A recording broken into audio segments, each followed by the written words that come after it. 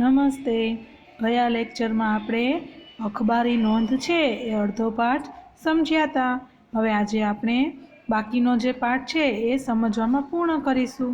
તમારે આજના હોમવર્કમાં સ્વાપોથીના ફોટા મોકલું છું, તેમાંથી જોઈ સ્વાપોથી પૂર્ણ કરી લેવાની છે. અને જે લોકો પાસે સ્વા નથી એ લોકોએ રફ બુકમાં આ હોમવર્ક કરવાનું છે. જ્યારે તમારી પાસે સ્વા આવી જાય ત્યારે તેમાંથી જોઈ સ્વાપોથીમાં લખી લેવાનું છે. ખાસ સાંભળજો આજનું હોમવર્ક. જે હું સ્વાપોથીના ફોટા મોકલું છું એ તમારે રફ બુકમાં, જેની પાસે સ્વા નથી એ લોકોએ રફ બુકમાં લખવાનું છે, અને સ્વા આવે ત્યારે તેમાં તમારે પૂરું કરી લેવાનું છે. અને સ્વાપોથી જેની પાસે આવી ગઈ છે એ લોકોએ સ્વાપોથીમાં જ ઉતારવાનું છે.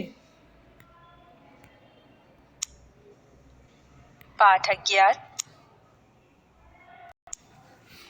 જો આપણે તંત્રી સમાચાર નોંધ પ્રકાશિત કરવાનો વિનંતીપત્ર છે, ત્યાં આપણે એ વિનંતીપત્ર કેવી રીતે લખાય એનો નમૂનો જોયો હતો. ત્યાર પછી આપણે એક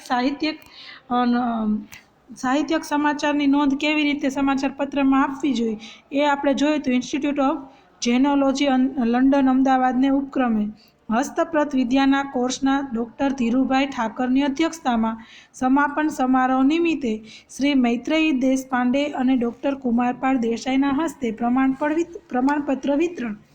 બરાબર, આ આપણે જોયું હતું. હવે આપણે આગળ જોઈશું.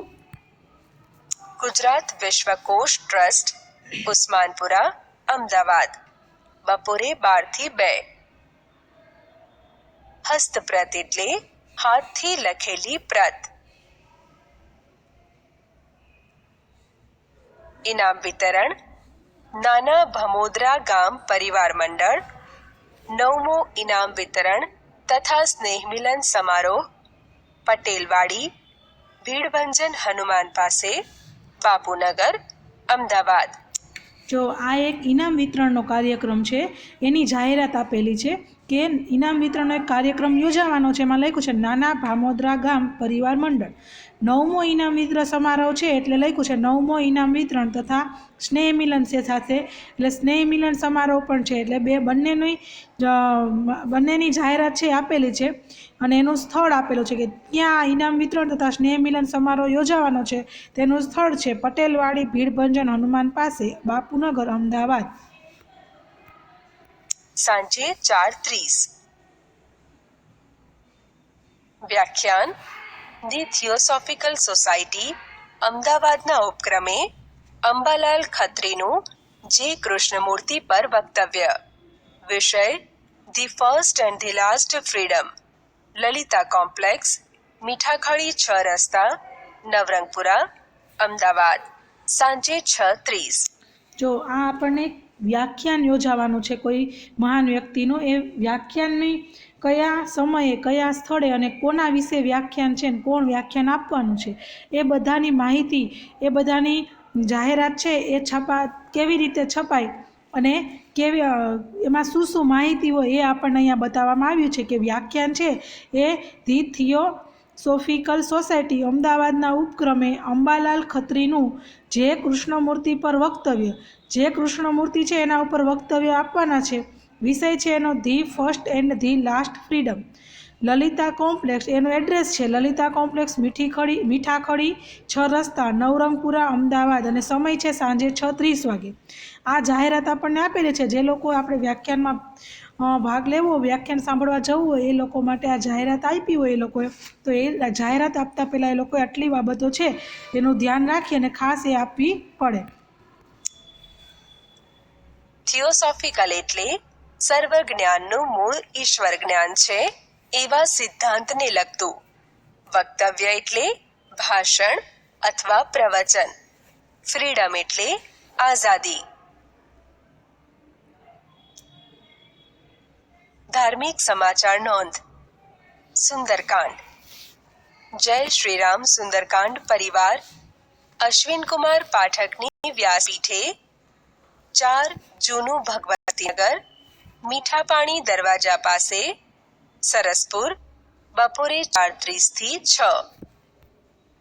જો આ ધાર્મિક સમાચાર છે, કોઈ પાઠ યોજાવાના હોય, કોઈ ભજન હોય, કોઈ સપ્તાહ હોય કે કોઈ જાતનું ધાર્મિક કોઈ કાર્ય હોય એની જે જાહેરાત હોય એ આવી રીતે અપાતી હોય છે. ભજન શ્રી પુનિત પ્રેરણા સત્સંગ મંડળ ભરતભાઈ શાહનો ભજન કાર્યક્રમ નટુ મામાનું ડહેલું પોલીસ ચોકીની બાજુમાં ઘી કાંટા અમદાવાદ બપોરે 3 થી 6. પુનિત એટલે પવિત્ર અને સત્સંગ એટલે સત્યનો સંગ. અવસાન નોંધ, મૃત્યુ નોંધ, બેસણું. સ્વર્ગીય નીતિનકુમાર રમણલાલ પંડ્યાનું બેસણું સવારે 8:30 થી 10:30, 40 ગંગા મૈયા સોસાયટી, ખોખરા, મહેમદાવાદ. જો આ એક મૃત્યુ પામેલ એક વ્યક્તિ છે, એમનું બેસણું છે, એની નોંધ આપેલી છે, એમની જાહેરાત આપેલી છે કે એમનું બેસણું ક્યારે યોજાવાનું છે. તો એમાં લખ્યું છે કે જો સ્વ નીતિનકુમાર રમણલાલ પંડ્યાનું બેસણું, કે આ ભાઈ મૃત્યુ પામ્યા છે, એમનું બેસણું છે કેટલા વાગે, તો કે સવારે 8:30 થી 10:30 સુધી. એડ્રેસ એનું છે 40 ગંગા મૈયા સોસાયટી, ખોખરા, મહેમદાબાદ. આવી રીતે કોઈનું બેસણું હોય, કોઈની પ્રાર્થના સભા હોય, કોઈના અવસાનની નોંધ હોય તો એ આવી રીતે અપાતી હોય છે. સ્વર્ગીય શશિકાંત અંબાલાલ રાવળનું બેસણું વારાહી માતાના મંદિર પાસે, ભંડેરી પોળ, કાલુપુર, સાંજે 4 થી 5. સર્વધર્મ સભા રાષ્ટ્રપિતા ગાંધીજીના નિર્વાણ દિન નિમિત્તે ઘ4 ગાંધીનગરમાં સાંજના 6 કલાકે સર્વધર્મ સભાનું આયોજન કરવામાં આવેલ છે. નિર્વાણ એટલે અવસાન અથવા મુક્તિ. વિવિધ સમાચાર બપોરે 2 ગુજરાત સ્ત્રી કેળવણી મંડળ સંચાલિત વિવિધ મહિલા કલ્યાણ કેન્દ્ર દ્વારા ગ્રામ વિસ્તાર ફિલ્ડ વર્ક મુમતપુરા. બપોરે 12:30 મોંઘવારીના વિરોધમાં દેખાવ ધરણા કલેક્ટર કચેરી સુભાષ બ્રિજ અમદાવાદ. જો કોઈ વિવિધ એવા સમાચારો એ પણ આવી રીતે નાનકડી એવી કોલમમાં છપાતા હોય છે કે જો આમાં શું આપ્યું છે કે બપોરે 2 વાગ્યે ગુજરાત સ્ત્રી કેળવણી મંડળ સંચાલિત વિવિધ મહિલા કલ્યાણ કેન્દ્ર દ્વારા ગ્રામ વિસ્તારમાં ફિલ્ડ વર્ક મુમતપુરા. હવે એવી રીતે છે બીજું બપોરે 12:30 મોંઘવારીના વિરોધમાં દેખાવ કરવાનો છે. તો દેખાવને ધરણા ક્યાં કરવાનું? કલેક્ટર કચેરી સુભાષ બ્રિજ અમદાવાદ. એ જગ્યાએ આપણે ધરણા કરવાની છે. વિશેષ અખબારી નોંધ લખતી વખતે અંગ્રેજીમાં જેને 5 W અને 1 H કહે છે તે યાદ રાખવું જરૂરી છે. ગુજરાતીમાં તે આ પ્રમાણે છે. મિત્રો, અહીં 5 W અને 1 H ને અખબારી નોંધ લખતી વખતે યાદ રાખવા જરૂરી બતાવ્યા છે. શું? વોટ એટલે બનાવ શું છે? ક્યાં? વેર એટલે કયા સ્થળનો બનાવ છે? ક્યારે? વેન એટલે બનાવ કયા સમયે બન્યો? શા માટે? વાય બનાવનું કારણ શું છે? કોણે? હુ બનાવ બનવા માટેના જવાબદાર વ્યક્તિ અને બનાવ કોની સાથે બન્યો એ વ્યક્તિ. કેવી રીતે?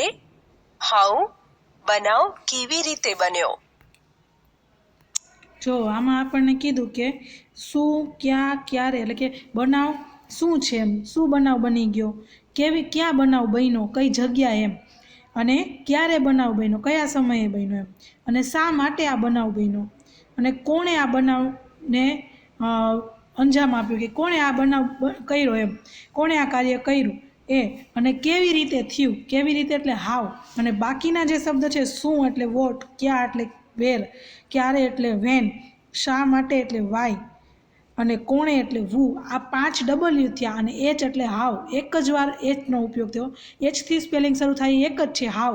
બાકી 5 સ્પેલિંગ છે એ કયા છે? Wથી શરૂ થાય. એટલે 5 W અને 1 H એટલે આપણી અખબારી નોંધમાં જે માહિતી આપણે છાપવાની છે એ પૂરી થાય એટલી વસ્તુ એમાં જોઈ. કે 5 W અને 1 H. અખબારી યાદી, પ્રેસ નોટ. સરકારી કે અર્ધ સરકારી તેમજ વિવિધ સંસ્થાઓ અનેક પ્રકારની માહિતી વાચકોની જાણ માટે અખબાર કે સમાચાર પત્રના માધ્યમથી પ્રકાશિત કરવા માટે મોકલે છે. તેને અખબારી યાદી કહેવામાં આવે છે. આવી યાદી કે નોંધો વધારા ઘટાડા સાથે રિપોર્ટર કે સંપાદક મથાળા આપીને પ્રકાશિત કરે છે. અહીં તેનો નમૂનો આપવામાં આવ્યો છે. રિપોર્ટર એટલે સમાચાર પત્રનો ખબરપત્રી. પ્રશ્નોના ઉત્તર લખો. પ્રશ્ન 1. તમારી શાળામાં યોજાનાર ગણિત વિજ્ઞાન પ્રદર્શનની અખબારી નોંધ પ્રગટ કરાવવા માટેનો ગણિત વિજ્ઞાન પ્રદર્શનની અખબારી નોંધ પ્રગટ કરાવવા માટેનો વિનંતી પત્ર સમાચાર પત્રના તંત્રીને લખો. ઉત્તર. સૌપ્રથમ જમણી બાજુ તારીખ લખો. તારીખ 6/1/15. હવે ડાબી બાજુ જે સમાચાર પત્રને મોકલવાનું હોય તેનું નામ, સરનામું. માન્ય તંત્રી શ્રી, દિવ્ય ભાસ્કર દૈનિક, દિવ્ય ભાસ્કર હાઉસ, સરખેજ બાવળા હાઈવે, અમદાવાદ.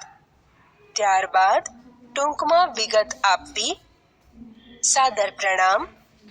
આ સાથે અખબારી નોંધ આપના લોકપ્રિય દૈનિકમાં સિટી ભાસ્કરની કોલમમાં તારીખ 10/1/15 રોજ પ્રકાશિત કરી આભારી કરશો જી. હવે છેલ્લે આભાર વ્યક્ત કરી નામ લખી સહી કરવી. આભાર સહ. બિડાણ અખબારી નોંધ. રાજુ મયાત્રા. ગીતા વિદ્યાલય અમદાવાદના ઉપક્રમે ગણિત વિજ્ઞાન પ્રદર્શનનું આયોજન કરવામાં આવ્યું છે. આ પ્રદર્શન સવારે 9 વાગ્યે જાણીતા ગણિતજ્ઞ કંદર્પ શાહના હસ્તે ખુલ્લું મુકાશે. જો આપણને આમાં કીધું છે કે તમારી શાળામાં યોજાનાર ગણિત વિજ્ઞાન પ્રદર્શનની અખબારી નોંધ પ્રગટ કરવા માટેનો વિનંતી પત્ર. હવે આપણે અહીંયા વિનંતી પત્ર લખ્યો છે 6/1/2015. એટલે કે આપણે આપણી તારીખ લખીએ અને આપણે કેવી રીતે વિનંતી પત્ર લખવાનો છે એનો નમૂનો આપણે અહીંયા આપેલો છે, જે તમારે જોવાનો છે અને શીખવાનો છે. 13 જાન્યુઆરીથી 20 જાન્યુઆરી સુધી સવારના 9 થી સાંજના 5 વાગ્યા દરમિયાન પ્રદર્શન ખુલ્લું રહેશે. પ્રશ્ન 2.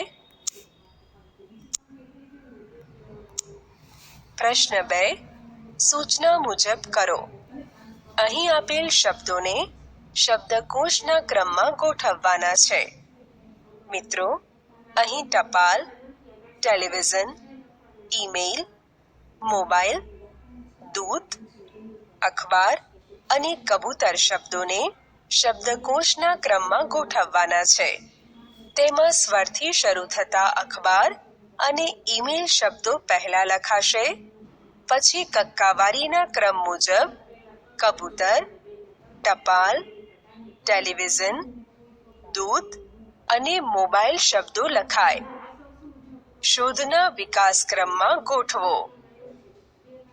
સૌથી પહેલા સંદેશા વ્યવહાર માટે કબૂતરનો ઉપયોગ થતો હતો.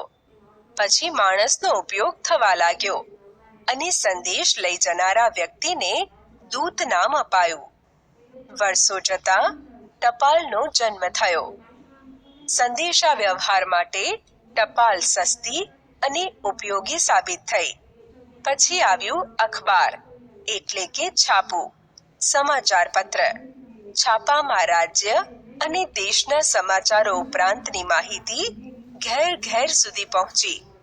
ત્યારબાદ જોઈ શકાય અને સાંભળી શકાય તેવી માહિતી, સમાચાર, મનોરંજન, શિક્ષણ વગેરે આપતા ટેલિવિઝન આવ્યા અને સૌથી ઝડપી, વ્યાપક અને પ્રભાવશાળી સાધન બની રહ્યા.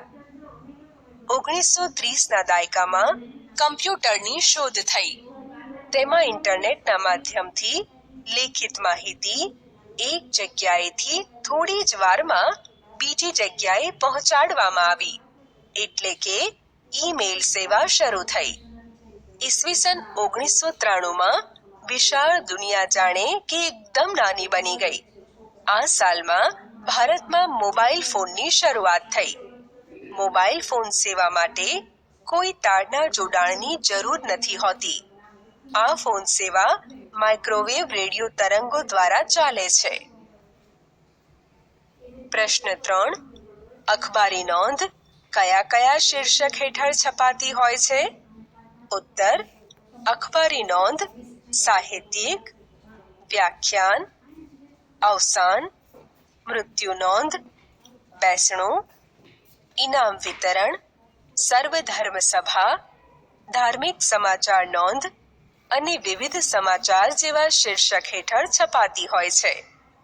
પ્રશ્ન 4. સમાચાર પ્રકાશિત કરવા વિનંતી પત્ર કોને સંબોધીને લખવો પડે? ઉત્તર: સમાચાર પ્રકાશિત કરવા વિનંતી પત્ર અખબારના તંત્રીને સંબોધીને લખવો પડે. પ્રશ્ન 5. અખબારોમાં આવતા નીચે મુજબના શબ્દો વિશે જાણકારી મેળવો અને લખો. જાહેર નિવિદા, પ્રતિનિધિ, સંવાદદાતા, સંક્ષિપ્ત, અનુસંધાન, ક્રમશઃ, દૈનિક, પૂર્તિ, તંત્રી, લેખક, પત્રકાર, જાહેર ખબર, નિવેદન, પ્રસિદ્ધ, સાપ્તાહિક. ઉત્તર: જાહેર નિવિદા સરકાર કે પબ્લિક સેક્ટર દ્વારા કોઈ કામ કે વસ્તુના અંદાજિત ખર્ચ માટેના ટેન્ડર મેળવવા કરાતી જાહેરાત. સંવાદદાતા, પ્રતિનિધિ. સંવાદદાતા એટલે અખબારનો પ્રતિનિધિ. સંવાદદાતા વિવિધ કોલમો માટે વિગતો એકઠી કરે છે. તે સંબંધિત વ્યક્તિઓ સાથે સંવાદ કરીને પણ વિગતો મેળવે છે. સંક્ષિપ્ત: વિસ્તૃત હકીકતને ટૂંકાણમાં રજૂ કરવા આ શબ્દ પ્રયોગ થાય છે. અનુસંધાન: કોઈ સમાચાર એક પાના પર પૂરેપૂરા ન સમાય ત્યારે સમાચારનો બાકીનો ભાગ બીજા પાના પર મૂકતા તે પાનાનો નંબર અનુસંધાન તરીકે આપવામાં આવે છે. ક્રમશઃ: કોઈ સમાચાર, વિગત, વાર્તા કે લેખ એક જ અંકમાં પૂરા ન થઈ શકે ત્યારે તેને આગળના અંકમાં ચાલુ રાખવા માટે ક્રમશઃ શબ્દ વપરાય છે. દૈનિક: દરરોજ પ્રગટ થતું સમાચાર પત્ર. પૂર્તિ: સમાચાર પત્ર સાથે પૂરક લખાણ એટલે કે પૂર્તિ તરીકે છપાતો વિશેષ વાંચન સામગ્રીવાળો અંક. દાખલા તરીકે રમતગમત, સ્ત્રી, સિનેમા, ધર્મ, વ્યાપાર વગેરે સંબંધિત વિશેષ પૂર્તિ. તંત્રી: સમાચાર પત્રની જગ્યા, વાચકોની રુચિ, સમાચારની અગત્ય વગેરેને ધ્યાનમાં લઈને આવેલ સમાચાર પ્રસિદ્ધ કરતા પહેલા મઠારવા પડે છે. આ કાર્ય કરનાર વ્યક્તિને તંત્રી કહે છે. લેખક, કોલમિસ્ટ. સમાચાર પત્રમાં આરોગ્ય, જ્યોતિષ, ગૃહજીવન, રમતો વગેરે વિશે નિયમિત રીતે લખનાર. પત્રકાર, જર્નાલિસ્ટ. સમાચાર પત્રનો પ્રતિનિધિ કે સંવાદદાતા. જાહેર ખબર: લોકો પોતાના અંગત કામ માટે અને ઉત્પાદકો પોતાના ઉત્પાદનો માટે છાપામાં જાહેરાત આપે છે. આ જાહેરાતો લગ્ન વિષયક, નોકરી જોઈએ છે, મકાન વેચવાનું છે વગેરેને લગતી અને વિવિધ ઉત્પાદનો સંબંધી હોય છે. નિવેદન: કોઈ વ્યક્તિ કે સંસ્થા કોઈ બાબત અંગે ખુલાસો કે અભિપ્રાય જાહેર રીતે રજૂ કરે તેને નિવેદન એટલે કે સ્ટેટમેન્ટ કહે છે. પ્રસિદ્ધ: સમાચાર પત્રમાં જાહેર કરવાની વિગતને પ્રસિદ્ધ કરવી કે પ્રકાશિત કરવી કહે છે. સાપ્તાહિક: જે સમાચાર પત્ર કે સામયિક દર સપ્તાહે પ્રસિદ્ધ થાય તેને સાપ્તાહિક કહે છે. વિરુદ્ધાર્થી શબ્દો લખો. સંતોષ શબ્દનો વિરુદ્ધાર્થી શબ્દ અસંતોષ. આનંદનો શોક. ધાર્મિકનો અધાર્મિક. શૈક્ષણિકનો બિન શૈક્ષણિક. જ્યારે સામાજિક શબ્દનો વિરુદ્ધાર્થી શબ્દ અસામાજિક. મૃત્યુનો જન્મ. સન્માનનો અપમાન અને આવકનો વિરુદ્ધાર્થી જાવક થાય. મિત્રો, તમે એક પત્રકાર તરીકે કોઈક વ્યક્તિને મળો તો તેને કેવા પ્રશ્નો પૂછીને માહિતી એકત્રિત કરશો? પ્રશ્નો તૈયાર કરો. એક પત્રકાર તરીકે મારે મળવાનું હોય તો હું એક ડોક્ટરને મળવાનું પસંદ કરું. તેમને વિવિધ સવાલો પૂછીને માહિતી એકત્ર કરું. પ્રશ્નો: તમારું નામ શું છે? તમે કેટલો અભ્યાસ કર્યો છે? તમારા બાળપણનો તમારા ઘડતર પર શો પ્રભાવ રહ્યો છે? ડોક્ટર બનવા માટે તમે કેવી રીતે મહેનત કરતા હતા? તમારા માતા પિતાએ તમારા ઘડતરમાં શો ફાળો આપ્યો છે? તમે કયા કયા વર્તમાનપત્રો વાંચો છો? દર્દીઓ સાથેનું તમારું વર્તન જણાવો. એક ડોક્ટરનું સમાજમાં સ્થાન કેવું હોવું જોઈએ? આ સિવાય કારકિર્દી, સિદ્ધિઓ, કુટુંબ જીવન, સમાજ જીવન વિશે પણ હું તેમને પ્રશ્ન પૂછું. પ્રવૃત્તિ: તમારી શાળાના સમાચાર એકત્ર કરી શાળા સમાચાર પત્ર તૈયાર કરો. પ્રેસની મુલાકાત લેવી. જો હવે તમારે આજનું જે મેં હોમવર્ક આપ્યું છે એ કરી લેવાનું છે. આજે આપણે આ પાઠ છે એ સમજવામાં પૂર્ણ કર્યો. અખબારી નોંધમાં શું શું આવે, કેવી રીતે ન્યૂઝપેપરમાં બધા ન્યૂઝ છે એ છપાય છે, એ બધી માહિતી આપણે આ પાઠ દ્વારા સરસ રીતે સમજી લીધી છે. હવે તમારે આ પાઠનું હોમવર્ક છે એ સારી રીતે કરવાનું છે, એટલે પાઠની સમજૂતી છે એ સરસ રીતે આપણને યાદ પણ રહી જાય. આવજો.